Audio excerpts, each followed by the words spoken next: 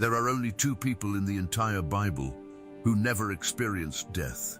One was taken in a whirlwind of fire, but the other just disappeared. No warning, no final words, nobody left behind. One moment he was here, the next he was gone. And the explanation? Just 5 words. God took him, that's it. No details, no description, no explanation of how or why. Almost like the story didn't want to be told. His name was Enoch. And if you've ever read the Bible carefully, you've probably noticed something strange. In a book filled with long lifespans, detailed genealogies and recorded deaths, there's a pattern. He lived, and then he died. Over and over and over again, until suddenly, the pattern breaks. Genesis 5 says Enoch lived 365 years, and then instead of saying he died, it says something no one expected. He walked with God, and he was not, for God took him. No death, no burial, no explanation, just gone. And here's the question no one can ignore. What does it mean to walk with God so closely that death itself becomes optional? Because whatever happened to Enoch, it wasn't normal, it wasn't symbolic, and it wasn't small. This wasn't just a man who believed in God. This was a man who walked with him. To understand Enoch, you have to understand the world he lived in. This was not a peaceful time.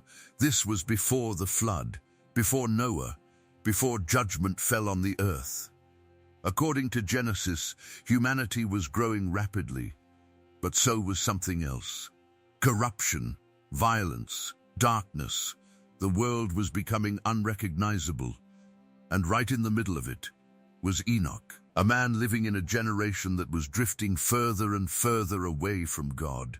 But instead of following the crowd, he did something different. He walked in the opposite direction. While others were consumed by the world, Enoch was consumed by God.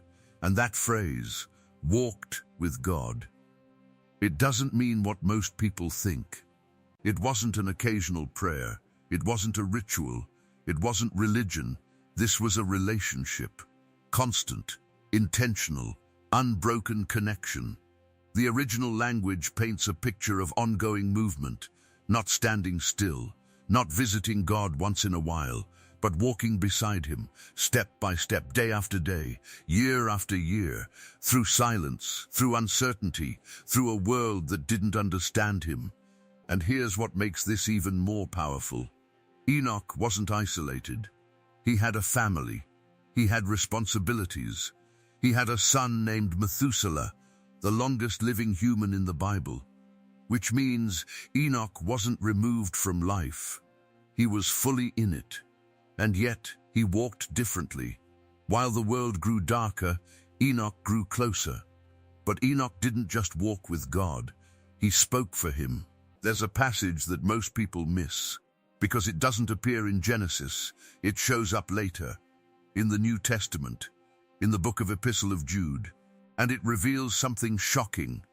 Enoch was a prophet, and his message? Judgment is coming.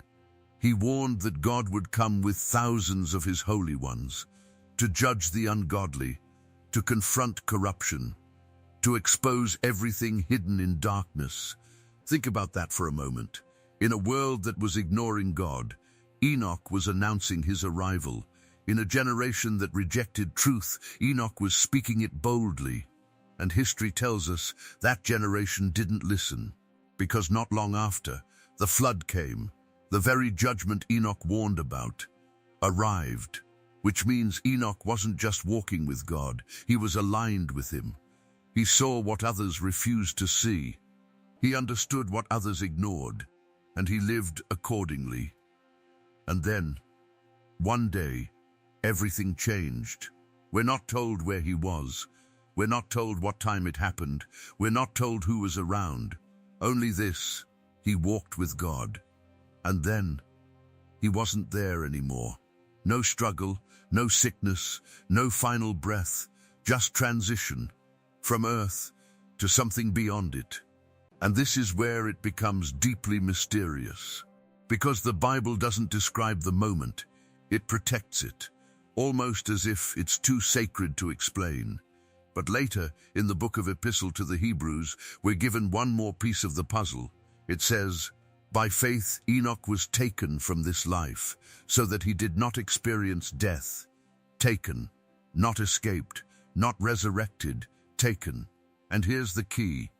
For before he was taken, he was commended as one who pleased God. That's the reason. Not power, not knowledge, not status. He pleased God. But the mystery of Enoch doesn't end with his disappearance, because centuries later, another layer of his story began to surface. A text, ancient, controversial, and almost forgotten. It's called the Book of Enoch. And according to this book, Enoch didn't just walk with God. He was shown things no human was meant to see. Visions of heaven, the structure of the cosmos, angels who fell from their place and corrupted the earth. It describes beings known as the Watchers, who descended, broke divine boundaries, and changed the course of human history. And Enoch?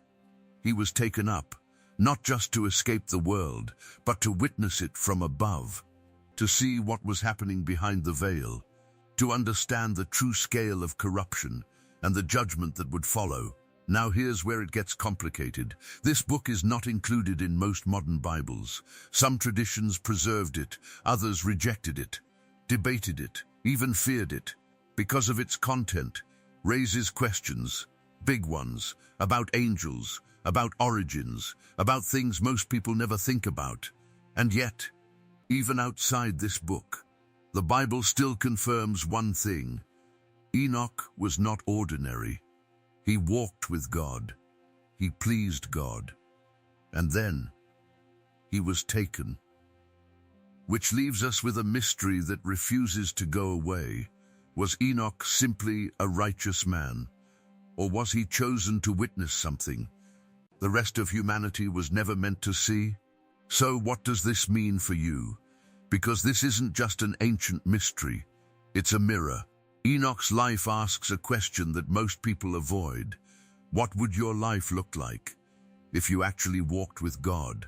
Not occasionally, not when it's convenient, but consistently, daily, quietly, faithfully.